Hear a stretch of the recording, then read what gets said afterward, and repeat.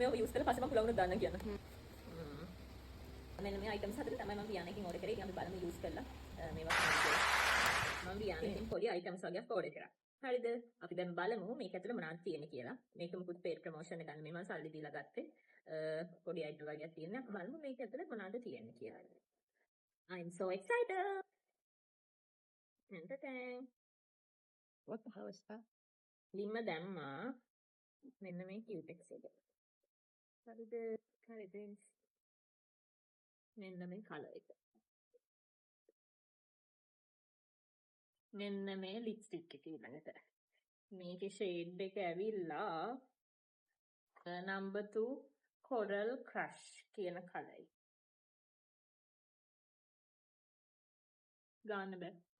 මෙතෙන් ටිකක් ගන්න. ලෝභකමට ගෑද. ඊළඟට මම ගත්තා මෙන්න මේ lip liner එක. මෙන්න මේ ෂේඩ් එක. මොකද්ද මේකේ නම?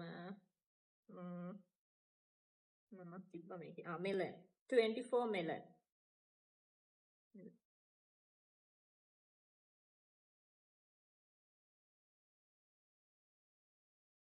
මෙන්න මේක තමයි කලර් එක.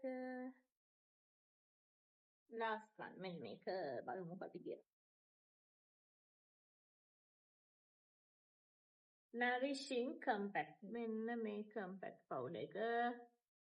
මේක ඇවිල්ලා number 19 saffron color එකක්. මෙන්න මේ color එක. මෙන්න මේ items ටික තමයි මම order කරේ.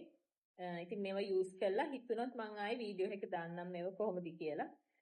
මේවා කිසිම paid promotion එකක් නෙමෙයි ළමයි. මේවම සල්ලි දීලා ගත්තේ. ඔයගලන්ට එක නිකන් ජොලියට තමයි මම මේ ටික share කරගත්තේ. bye.